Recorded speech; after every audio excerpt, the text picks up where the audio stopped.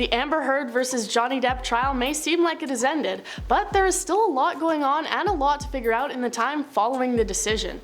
After Amber Heard was found liable on all 3 accounts of defamation towards Johnny Depp, thanks to the jury's verdict, she was ordered to pay just over $10 million towards her ex. It would have been a whopping $15 million if not for the judge lowering it due to the state of Virginia's statutory cap on punitive damages.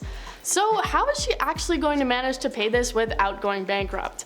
I know most of us don't have $10 million sitting around to spare, and it seems that Amber Heard doesn't either. Amber Heard's lawyer Elaine Breedoff did an interview on NBC where she spoke out about the trial and the decisions that the jury had come to, saying that Heard will absolutely not pay the money to Johnny Depp because she's not able to, and they absolutely will be appealing the outcome.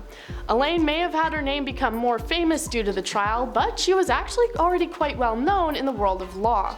Elaine has been included in the Best Lawyers in America every single year since 1997, and in 2009 she was named one of Virginia's most influential women in Virginia Lawyers Weekly. So it may come as no surprise that she is going to try and appeal the case to try and gain back some dignity after the humiliating and embarrassing outcome of the trial for her team.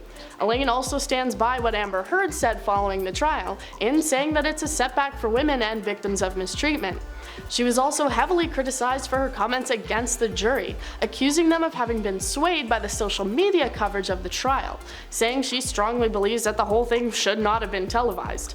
Well, I know that us viewers were personally loving every second of it. However, Johnny Depp wasn't the only one with fans backing him up in the trial. Amber Heard also had a long line of supporters, crossing their fingers hoping for her to gain victory. It's easy enough to see if you go to Amber's tweeted statement following the decision, as the replies all appear to be her supporters. One of her fans took to the popular website GoFundMe to try and help out Amber after the trial.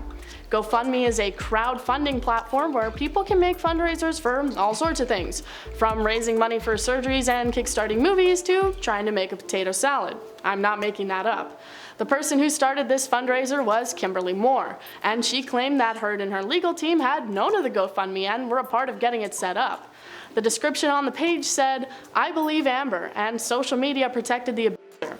The judgment exceeds her net worth. It's so sad that he was able to get away with it. The judgment furthers that. If you can, please help her."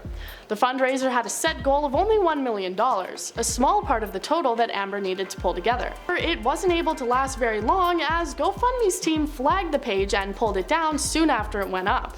A representative also revealed that Heard and her team had no involvement in the page or the money that would have been raised. So it's likely that what Moore had said on her page was false, her stating, "She will have direct access to the money. I also contacted her attorney so they can loop her in."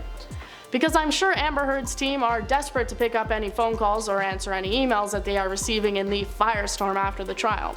So why did they pull the page down? This wouldn't be the first time that someone has taken to the site for assistance with legal fees. Well, it's because Kimberly Moore had created the page for Amber Heard and her team, and because they were not actually involved. The site has something called the GoFundMe Giving Guarantee, and this violates its terms and conditions. This guarantee says that the money will be guaranteed to go toward who it's being raised for. Because Heard and her team had no confirmed knowledge or involvement in the page, it can't be guaranteed that the money would have gone to them. The good thing though is that anyone who donated is offered a refund, due to the fundraiser being, quote, shady and suspicious.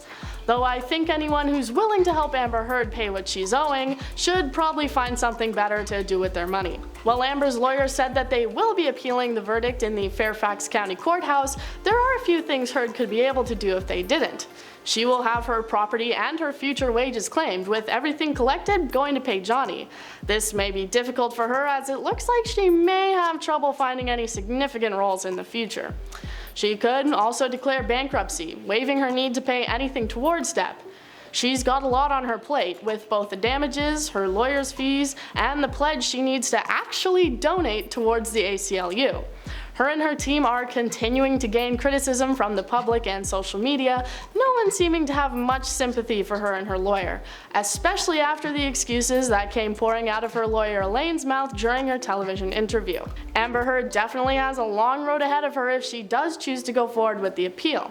While she may have grounds for it based on the past UK trial, one defamation lawyer from Los Angeles said that there's a 70 to 90% chance that an appeal would not change the verdict. She has within 30 days of the verdict to announce and begin her appeal, so we can only wait and see what happens if she and her team go forward with it. Join us next time for more.